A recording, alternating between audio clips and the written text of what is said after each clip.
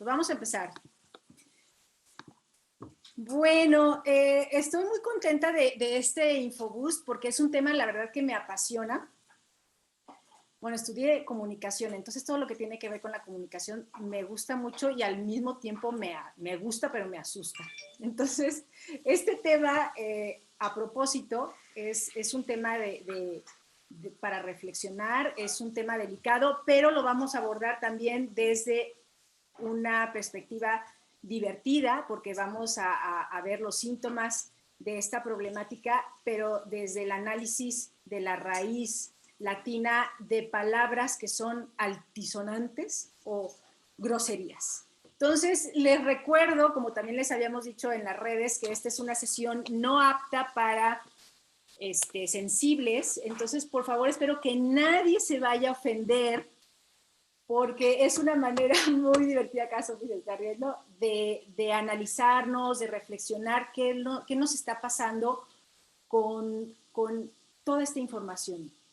Es la era de la información, es la era de los cambios. Nunca antes habíamos tenido acceso a tantos datos y a tantas imágenes. Eso es un paraíso o puede convertirse en un infierno. Se puede convertir en una enfermedad, en una pandemia, en algo que nos afecte. Entonces, hoy vamos a platicar de la infoxicación. Y bueno, la infoxicación, tal cual, es un término que ya tiene 2 décadas hablándose así con ese nombre, como esa saturación de algo, y en este caso es una saturación de imágenes y de datos. ¿Quiénes somos los que estamos más expuestos a intoxicarnos de esta manera, a infoxicarnos? Pues, ¿quién creen que son? Son los que tenemos acceso a Internet. Quiero que me compartan, si quieren, en el chat, una o dos personas, o si me lo quiere decir muy, muy concreto, si habían escuchado ya el término de infoxicación. ¿Alguien ya lo había escuchado y qué había escuchado sobre eso? ¿Están poniendo en el chat? Sí, ¿verdad? No, no habían escuchado. Dice Alicia, Alice, ¿cómo que no, Alice Gasca? Claro que sí. Adriana, no, nunca lo había escuchado. Miguel Rubio, Rubio, ¿no lo habías escuchado? Dice Mariana que no lo había escuchado, pero está cool. Bueno, no está tan cool, pero... No, fíjense que sí. Bueno, es un término que ahorita, primero vamos a entrar en cuáles son los síntomas y luego vamos a platicar cómo se ha venido tratando esta problemática mundial. Bueno, los síntomas de la infoxicación de personas que tenemos mucha facilidad de conectarnos a Internet, porque lo tenemos en nuestro móvil, porque lo tenemos en nuestra casa, tenemos datos, porque en nuestro celular tenemos datos. ¿Cuáles son los síntomas de esta, que se le puede llamar la otra pandemia? Bueno, los síntomas, perdón también para los que están aquí y les encantan los Simpsons, no encontré a alguien más expresivo para poder explicar cada uno de los síntomas de este tipo de intoxicación, la infoxicación. Entonces, el primer síntoma de cuando estamos sobresaturados con información, con datos, y que muchas veces la información es de problemas en el mundo y de retos y de todo lo que nos va a pasar si no hacemos ciertas cosas, que es mucha de la información que encontramos en Internet, es una baja capacidad de análisis, y que lo estamos asociando con esta palabra, el síntoma de imbécil. El síntoma del imbécil viene la palabra de la raíz latina, así lo voy a poner, porque ahí está lo padre, cuando lo empiezas a analizar así el significado de cada raíz de la palabra, la verdad a mí me ayuda mucho a clarificar cosas que están pasando. Entonces, el imbécil viene de la raíz latina, primero in, que es sin algo, le falta algo. Y de la raíz basilis, que significa en latín báculo, algo que te soporta, un bastón, una base, que te da estabilidad. Entonces, la palabra imbécil, tal cual, más allá de ser una mala palabra o para ofender a alguien, es cuando haces algo o reaccionas sin bases, sin argumentos, sin la información suficiente. Entonces, el primer síntoma que se ha detectado, muchas universidades en el mundo, sus especialistas están investigando, y organismos que se encargan de la salud mental y todo lo que tiene que ver con el aumento de estrés. El primer síntoma de esta pandemia o de esta infoxicación es una baja capacidad de analizar. Cuando no puedes analizar es porque no tienes todo el panorama o suficiente información para tomar una decisión, para proclamar, para decir esto es lo que yo opino, me hago para este lado, me hago para el... Primer síntoma, imbécil. Me encanta Homero Simpson. Segundo síntoma de la infoxicación. El aumento de la ansiedad, el aumento de una preocupación que no sabemos por qué, pero estamos preocupados y muchas veces ni nos damos cuenta que estamos preocupados. Entonces, lo podemos relacionar con la palabra estúpido. El síntoma del estúpido. El estúpido viene del latín stupor. Aquí se los puse. Estupor en latín, según Google y los diccionarios de raíz etimológica y latina de las palabras, es aturdimiento, un espasmo porque hay una saturación, algo que nos bloquea, hay un estupor auditivo, un estupor cuando te pones una buena borrachera y llega un momento en el que el estupor te llega, así ya estás así como cuando dices tengo que ir a guacarear porque ya estoy, es como un espasmo. Este sería el síntoma eh, del aumento de ansiedad porque hay un aturdimiento interno y le podemos llamar estúpido. El síntoma es el síntoma, Pris, me vas diciendo el tiempo. El primer síntoma, como a los 15, 20 me vas diciendo, les estoy diciendo los básicos. Esto es así como para poder hacer un diagnóstico rápido de dónde estamos con tanta información y que nos conectamos a cada rato a las redes y a los buscadores y a internet para todo. El tercero es el síntoma de tomar decisiones erróneas o que tomamos decisiones o emprendemos proyectos o tenemos acciones que no son las que nos van a dar el resultado que estábamos esperando. Y quizá el resultado que queríamos sí lo sabíamos, pero tomamos una decisión que ni al caso. Entonces, esa decisión, esa toma de decisiones errónea, la podemos asociar con la palabra tarado. El síntoma del tarado. Tarado significa, de la raíz latina, la raíz es tara, y tara significa una carga. Algo que no es, que no es nuestro y que lo estamos cargando, o algo que nos genera un peso extra o una dificultad extra para podernos desarrollar. Puede haber taras mentales o físicas, taras hereditarias. No sé si han escuchado antes, sobre todo en los pueblos, decían, es que trae esta tara y desde la abuela y del abuelo, como enfermedades que se van, que son hereditarias, genéticas. Ese es un tipo de taras. Pero luego encontramos taras de la forma de pensar, prejuicios de nuestros padres, nuestros abuelos, nuestros hermanos, nuestro núcleo de amigos, nuestra escuela, nuestra universidad. Ya hay cargas, ideas, cargas ideológicas, valores, que entonces nos generan un peso, y cuando son demasiados, pues entonces ya, esto ya explota. Y entonces tomamos decisiones erróneas. Erróneo no lo queremos analizar desde que si es bueno o malo, sino que simplemente no cumple con lo que tú querías. O sea, esa decisión no le está abonando o no te está ayudando a lo que tú estás buscando.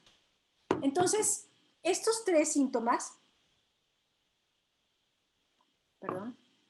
son los tres principales síntomas que se asocian a esta sobreabundancia de información.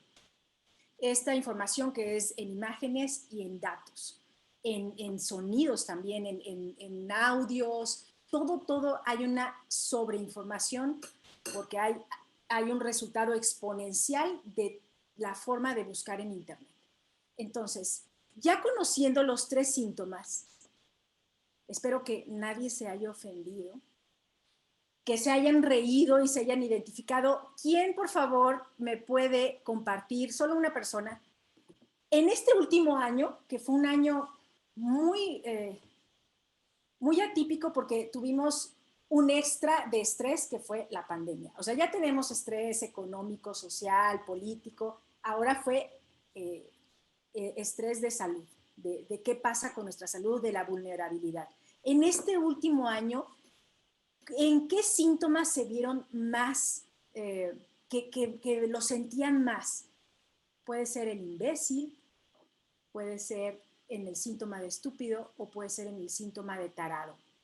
Alguien que me comparta en audio, me gustaría más que en chat, ¿con cuál se identificó más? De entrada yo les puedo decir también, a mí, por ejemplo, yo me identifico mucho más con el de taras.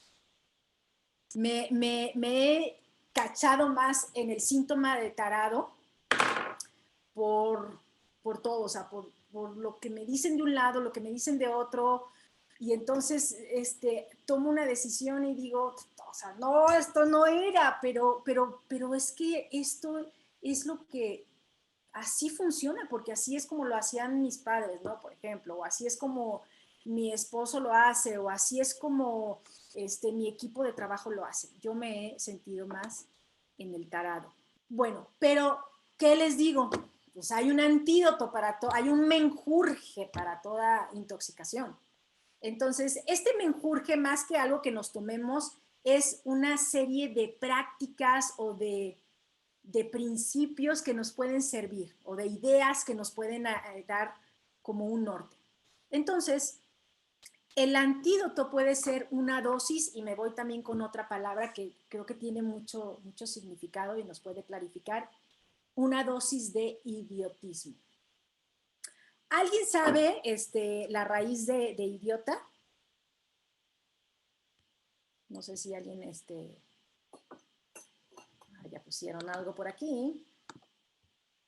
No, Alberto, gracias, Alberto. Ok, idiota viene de la raíz idios, y de hecho piensen también en la palabra idiosincrasia o idioma. Esa raíz, esa palabra, ese prefijo idios en latín significa personal, privado, algo que no se expone, algo que no está revelado, es algo que te aleja, es algo que te separa y fíjense, como tal, el idiotismo se entiende muy bien en el idioma. Dicen que hay muchas expresiones de idiotismo en el idioma. Quiere decir que son expresiones tan peculiares de un grupo que difícilmente se pueden traducir en otro idioma. Por ejemplo, estirar la pata, o sea, en inglés, o sea, tal cual, o sea, estirar, y como que es algo tan peculiar que cuesta trabajo, es algo tan interno, tan personal, aquí es una expresión curiosa que por lo general no está sujeta a normas, a una regla. Es algo espontáneo que sucede. Entonces, hay muchos filósofos, autores. Hay un filósofo que a mí ahorita me ha gustado mucho y no sé si lo han escuchado, es un filósofo surcoreano que su nombre está bien complicado decirlo completo, pero les digo en la última parte, Han. Tiene unos libros, uno de ellos es La Sociedad del Burnout o La Sociedad de la Transparencia. Son unos libros delgaditos, pero que él habla mucho de cómo es momento de retomar más las prácticas de separarnos. No quiere decir que nos vamos a ir a una cueva donde no haya internet, que vale la pena también tener días si hacemos detox de jugos, que no hagamos detox de redes, ¿no? Que no hagamos detox de toda esta información que hay en internet. Pero si nosotros hacemos una práctica diaria en donde podamos estar conectados y desconectados, fíjense que hay mucha luz para poder combatir o podernos bajar toda esta ansiedad que está pasando. El antídoto tiene 3 básicos. Esta práctica del idiotismo, esta práctica de separarnos, hay 3 cosas que tenemos que tomar en cuenta y que nos pueden ayudar. Tomar conciencia, por ejemplo, de cuántas veces estamos muchas veces hablando con alguien y ya está el celular en la mesa. O estamos en el alto y ya tenemos el celular y en cuanto se pone el alto te conectas. Tomar conciencia de cuántas veces al día nos conectamos a la red. Lo necesitemos o no lo necesitemos. O sea, claro que si tú trabajas, o sea, eres de marketing digital, bueno, pues el mayor consumo de redes es por tu trabajo. Pero en temas personales, también cuántas veces te conectas y para qué te conectas. Es primero tomar esa conciencia. 2, es muy importante y ahora más que nunca activar los filtros en nuestros correos, en nuestras redes, de lo que sí nos interesa y lo que no nos interesa que nos llegue, porque están viendo los especialistas que el simple hecho de estar viendo que tenemos una gran cantidad de información que en algún momento jamás, bueno, que más bien en ningún momento la vamos a poder ver, ya genera un aumento de ansiedad, aunque no lo queramos. Entonces, no quiere decir que siempre vayamos a tener los mismos intereses y los mismos gustos y estemos encerrados en nuestra burbujita, sino que hay momentos en los que me interesan y necesito saber de ciertas cosas y hay momentos en los que si no lo voy a poder procesar, si no lo voy a poder masticar, ¿para qué dejo que invada mi espacio, mi noción de lo que tengo de datos, esa noción de que hay tantos correos o que hay tantos anuncios que no he visto, ya me generan ansiedad? Entonces, si hacemos esa práctica de separar y distinguir qué sí queremos, sobre todo de lo que hay de información en las redes, es bueno. Consciente, lo podemos hacer como una práctica mental. Bueno, un amigo publicó de este tema, pero pues ahorita no me interesa saber de eso. No tengo por qué meterme al hilo de conversación, no tengo por qué meterme a ver todos los comentarios que han hecho, porque hay otro tema que sí me interesa y entonces cuando hay un interés es cuando mi mente está trabajando en mí misma. Pero cuando no hay un interés y nomás estamos ahí metidos, es también lo que se le llama enajenación. Tercero, profundiza. Hay que hacer más una práctica y no se lo necesitamos decir a nadie, nosotros mismos hasta hablar como para practicar más el idiota, hablar con nosotros mismos en qué opinamos de ciertos temas.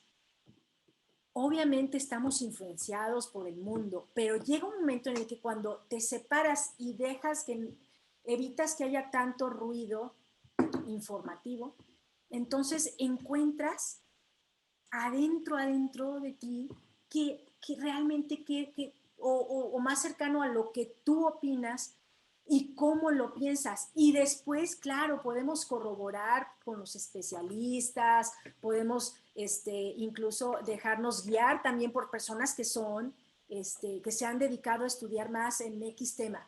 Pero el conocer y sobre todo practicar cómo tú explicarías algo es una práctica de genios.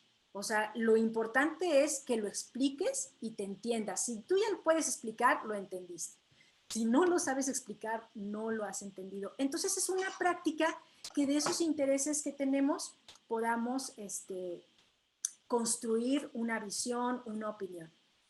La práctica del idiotismo, o sea, la palabra idiotismo, como se las puse acá, es para que les dé la idea de que Internet es una gran posibilidad, pero hay momentos en el día, todos los días, que vale la pena desconectarse. Y nos desconectamos para practicar esos 3 básicos. Ahora, personas, les voy a decir 2 personas que a mí me parecen unos idiotas célebres. Tenemos aquí a Mandela. Me imagino que muchos conocen la historia de Mandela. La práctica, la parte en la que para mí es un gran idiota, es cuando él estuvo preso en una celda tan pequeña, él teniendo siempre el gusto por correr y caminatas, todos los días, dicen en su biografía ay, se me fue el nombre otra vez, los que están cuidando a los reos, pues, en la cárcel, que siempre se levantaba en la madrugada, 4 o 5 de la mañana, no recuerdo bien, y corría durante 1 hora en una celda en la que tenía que levantar la cama para tener espacio y en un mismo punto correr. Él dice que en esos momentos incluso tuvo mucha información, o sea, él tuvo mucha información de él mismo, de lo que quería hacer y lo que logró hacer cuando salió de la cárcel. Entonces, y es un Nobel de la Paz, es una persona que, bueno, para mí, en lo particular, se los comparto, me parece que nos puede inspirar. Otro ejemplo tiene que ver con la música y es Nina Simone. Nina Simone, una diva del jazz, un ícono de libertad, es una luchadora por los derechos de los negros en Estados Unidos. Y fíjense, otro dato, una mujer bisexual en un mundo dominado por hombres blancos heterosexuales. Entonces ella era como que tenía todo y la querían, pues incluso decían que el piano lo tocaba de una manera tan sublime, tan visceral, que los críticos de música no sabían cómo etiquetarla, y aparte su forma de cantar, donde ella estaba mezclando clásica con jazz, era una mezcla toda ella, entonces era alguien que incluso los asustaba muchísimo. Entonces, una persona con múltiples expresiones peculiares de lo que para ella era expresar y ayudar a otros, ¿no? Como activista. Yo les comentaba también al inicio que voy a ahora pasarme a esta parte. ¿En qué momento se entiende que la sobreabundancia de datos es un problema? ¿Ustedes desde cuándo lo están empezando a notar? Si alguien también, ahora si alguien sí quiere hablar o también me escribe en el chat. ¿Ustedes particularmente desde cuándo están viendo que está siendo un problema para ustedes? Tanta información y todo derivado de esa accesibilidad a Internet.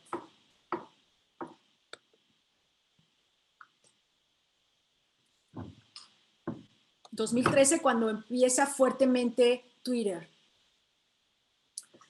Sí, Twitter fue todo un modelo de comunicación que, bueno, se practicaba solamente en clave, cuando había los mensajes en clave Morse. Y ahora que se manda de esa manera en Twitter, sí es cierto. O sea, aparte de que fue todavía a hacer posible muchos más mensajes en menos tiempo, sí fue hasta como un modelo de comunicación que ha marcado mucho. Desde pandemia por tanta y tanta información, Mariana. Como Ya que sí, también Zair había levantado la mano. ¿Quién? Perdón. Zair. Ay, a ver. Itziar. Adelante. Claro, te apures, es el día a día. Sí, digo, yo creo que desde que las redes sociales se levantaron o arrancaron, no sé, también ligados con temas de elecciones y esos rollos que la gente estaba bien metida, o sea, es cuando empiezan también, pues, y vaya, es por todos lados. Creo que desde antes existía, digo, estoy pensando cuando, digo, yo que soy generación veterana, que me tocaban las bibliotecas, pues llegabas o las librerías y era un mundo de libros, ¿no? Pero era mucho más cansado como buscar libro por libro y buscarlo. Pero creo que las redes sociales y como decían ahorita, desde Twitter, o sea, es un mensaje corto y que se pueda viralizar o que se pueda mover rápido. Creo que las redes sociales han sumado bastante, aún y cuando ya existía mucha información, pues las redes sociales lo hicieron que estuviera a un scrolleo o a un dedo de distancia, ¿no? Exacto. Sí, sí, sí. Sí, las redes sociales han potencializado para bien y para mal muchas cosas. Eh, Fíjate, ahorita que comentas todo lo que pasa durante la pandemia, aquí les voy a poner algo que, bueno, todos lo van a recordar. El 2020 fue el colmo del alcance que tiene la comunicación a través de Internet. ¿Por qué fue el colmo? Porque, bueno, uno nos dimos cuenta que el pánico también se contagiaba y se contagiaba a través, mucho más rápido de las redes, ¿no? De las redes sociales. Y no sé si esta imagen les recuerde algo en el inicio de la pandemia. Esta compra irracional, compulsiva de papel del baño. Me tocó, luego les voy a pasar los links de unos artículos y de noticias que se me hicieron muy interesantes, especialistas en el comportamiento del consumo y de todo esto en el mundo, pues, de las personas. O sea, decían, este es un claro ejemplo de una, aquí le ponen como una mentalidad de rebaño. O sea, hacer algo que es irracional, que no tiene razón de hacerse, que de hecho para la pandemia no tenía incluso una relación directa con un abastecimiento que necesitaras y fue un ejemplo claro de una mentalidad de rebaño, de hacer algo que hacen otros, pero porque lo ves muchas veces, o sea, porque ya veías en el estado de WhatsApp que tu amigo salía con que compré mi papel del baño y luego en las redes veías que las personas, o las noticias también, la cobertura de qué tipo de noticias también tiene mucho que ver con este tipo de reacciones en la sociedad, ¿no? Y entonces fue el colmo, la verdad, o sea, dijeron, esto sí, ya tantos problemas que tenemos y esto, bueno, este tipo de comportamientos te genera más. Aquí dice Gabriel Márquez, sí, siguiendo con la metáfora, ahora es un mundo de libros que te llegan directamente a la cabeza. Buscas uno y te recomiendan 10, además de la oleada de desinformación y fake news. Un super negocio en la pandemia. Sí, o sea, antes platicábamos precisamente también hace unos días, pues antes ¿quiénes te recomendaban los libros? Eran maestros especialistas o el vendedor de enciclopedias o el bibliotecario, pero ahora es de acuerdo a un algoritmo que hay de acuerdo a tu consumo, a tus gustos, a lo que dices que le das like o a lo que no le das like. Entonces, nada más hay el punto de saber si realmente a eso que le di, que lo vi, realmente es lo que me interesa o a lo mejor estaba enajenado, estaba sin conciencia de que yo estaba viendo esa información y entonces me empiezan a atiborrar de esa información donde también ya, bueno, ya no sé ni qué opino ni qué pienso, sino que ya soy como una marioneta, ¿no? Fíjense, algo muy, muy interesante, ya estamos llegando al final, en la década de los 90, Internet empieza en 1969. O sea, hasta el número, ¿verdad? Para que no se nos olvide. 1969, aunque ya, bueno, se venía utilizando en otros medios esta plataforma, ya se abre, ¿no? Al público, o sea, para que se empiece a usar, sobre todo primero en nivel educativo empresarial y luego ya se abre hace como 2 décadas o hace como 15 años, me parece, más a cuestiones ya de comercialización y de ventas. Pero desde los 90, ya en Inglaterra, un filósofo, David Lewis, ya habló de la muerte por información. O sea, tirar la toalla por información. Ya no por información, sino por saturación de información. Ya hay cosas que ya no puedes manejar, o sea, y él también lo hablaba haciendo una reflexión de lo que estaba pasando con directivos en empresas que en esos momentos estaban viendo ya saturados con miles de mails y que como no podían responder a todos los mails, empezaban a sentirse con trastornos de aumento de ansiedad, no, bajaba su productividad, bueno, y él preguntaba, ¿cuánta información podemos soportar?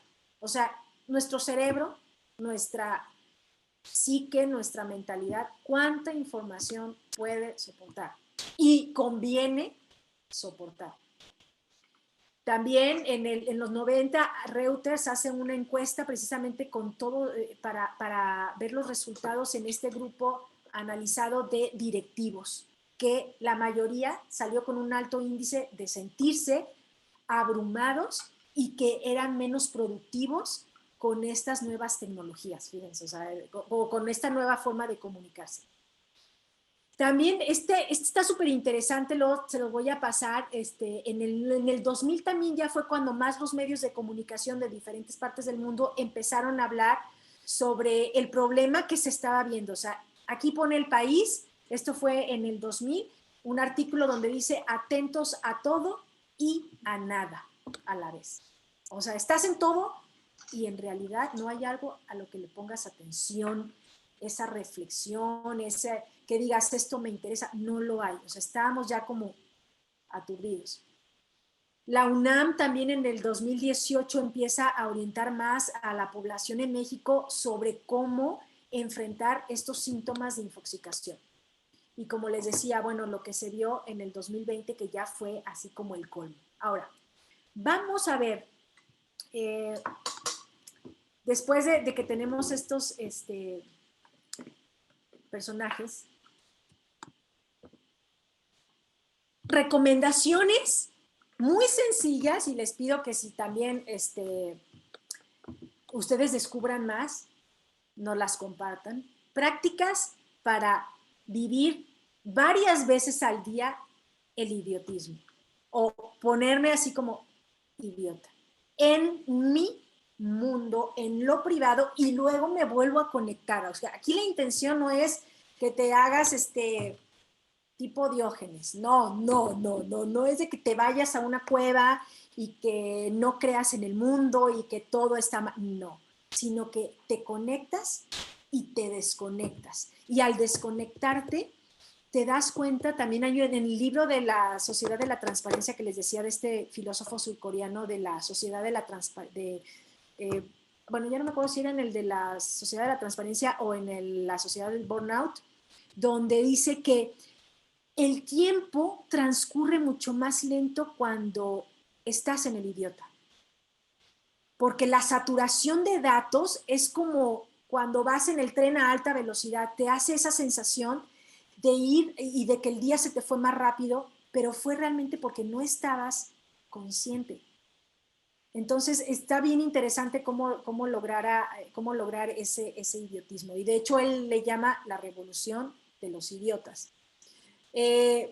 Prácticas de idiotas, de lo que he estado leyendo y de lo que he estado viendo así en artículos, en blogs.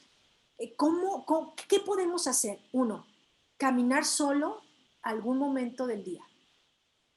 Donde incluso ahora, o sea, que te dé el aire, que con las medidas, obviamente, pero que sí sientas que estás, que no tienes un techo, que no estás encerrado, y hacerlo solo y desconectado, nada de que me llevo los AirPods, o sea, nada, no te conectes ni con música, ni con podcast, es tú y unos momentos de caminar. Dicen que las caminatas son también una actividad de personas muy profundas. Otra es atrevernos a no hacer nada. Disfrutar el ocio. Aunque nos hayan dicho que el ocio, fíjense, aquí va una tara. El ocio es la madre de todos los vicios. El ocio que te permite recargarte. De hecho, bueno, yo como madre de familia he estado viendo cómo muchas veces saturamos tanto a los hijos de actividades que los niños no saben no hacer nada.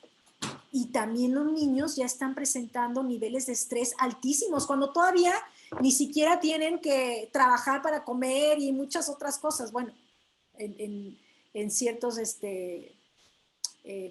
círculos, ¿no? Pero bueno, hablemos de un niño clase media, ya tiene niveles de estrés, uno, por muchas actividades, y dos, también porque ya pues, les damos el aparato, ¿no? Y conexión a redes.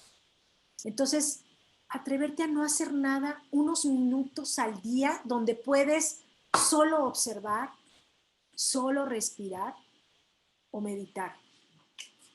Nada más. Y darte cuenta cómo estás respirando sin quererlo modificar. Darte cuenta en qué te estás fijando sin, ay, ¿por qué me estoy fijando en esto? O sea, que desconecta y está dándote cuenta de, ah, mira, me estoy fijando en los árboles. No está bien ni está mal, simplemente así. Y otra, fíjense, uno muy interesante es leer novelas. Dicen que cuando uno lee una historia, se activa una parte del cerebro donde están las conexiones para imaginar, o sea, donde se potencia la imaginación. Muy distinto a cuando leemos un libro, un ensayo o un libro teórico. O sea, cuando tú lees una historia y donde se te presentan personajes con diferentes características, tu mente tiene que hacer toda una recreación. Entonces, por eso dicen que es muy importante incluso que los adolescentes, los niños, agarren el gusto por la lectura con las novelas, porque también es una forma más, más placentera de convivir contigo y tu imaginación. Entonces, el leer novelas, chéquenlo, también luego les voy a mandar el link donde dicen por qué particularmente leer novelas es algo muy, muy, que tiene mucho beneficio para, hasta es como una terapia, la lectura de novelas, de historias, donde haya un inicio y un desenlace, donde haya un clímax, toda esa construcción narrativa que la representes en tu mente es una terapia. O sea, es lo que dicen los expertos. También les había puesto por aquí a Picasso, que era una persona que a mí también se me hace un gran idiota, célebre idiota. Aquí lo tengo, puedo cerrar con Picasso, porque Picasso, un pintor y escultor que conoció al 100, o sea, que se metió a conocer profundamente las reglas de la academia en lo que era la pintura. Y solo se metió para poderlas romper bien y crear toda una tendencia donde ustedes la pueden ver en las meninas de Picasso, ¿no? Comparadas con las meninas de Velázquez, como él tiene totalmente una visión y ya no se trata de que si es bonito, no es bonito, si está bien, si está mal. Simple y sencillamente es un ejemplo claro de esa revolución de idiotas, de permitir esa expresión espontánea que no se sujete a una norma que muchas veces viene de taras o de ideas de otros o de imágenes que vimos en internet, etc. Con eso, a mí cierro la información que espero no haberlos intoxicado con mucha información, pero bueno, se me hizo como información básica para empezar a tratar más esta situación. Glenda, tú estás ahí, tienes el micrófono abierto, pues, ¿te gustaría compartirnos algo para cerrar? Sí, Jazz, quiero compartir dos ideas sobre este tema y te felicito porque lo has expuesto de una forma muy, muy fácil de comprenderla. Muchas gracias. Creo que yo he vivido esta etapa de la pandemia con infoxicación, como casi todo el mundo. Y he visto dos cosas. Primero, en lo personal, ha sido como un tiempo para mí, de acondicionamiento para convertirme en escritora. Entonces, esto que decías de la novela, realmente ha resultado una práctica que me ha activado muchísimo y me ha entusiasmado y me ha hecho tener hoy la disciplina, aunque esto no es muy disciplinado, la verdad, pero sí tener por lo menos en mente que hoy me voy a levantar y si tengo esta idea, no la voy a dejar ir, no la voy a escribir en el WhatsApp, me voy a sentar y voy a escribir y si me salen 30 páginas y luego 32 se van a ir a la basura, pero ya viví el proceso, ¿no? Entonces ha sido muy rico leer mucha novela histórica. En mi caso estoy leyendo a un amigo que escribe novela histórica y que es bestseller, entonces estoy como muy dedicándole tiempo a esa parte de evolución para lograr un sueño que nunca le había metido. Era como, sí, cuando esté viejita, sí, cuando pase esto, ¿no? Cuando pase esto otro. Entonces, esa parte personalmente ha sido como muy, muy valiosa, sigue siendo ahorita muy valiosa para mí. Y por otro lado, como asesor de negocios, como coach, en mi trabajo con dueños de empresas, con directivos, veo que están batallando muchísimo porque la gente más joven que trabaja en los recursos humanos o en las áreas de comunicación de las empresas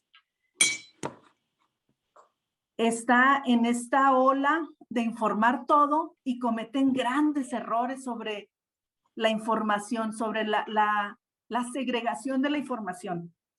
Como están con el celular, la pantalla y viven tan infoxicados que piensan que el último paso de la negociación del contrato colectivo tiene que estar en el YouTube.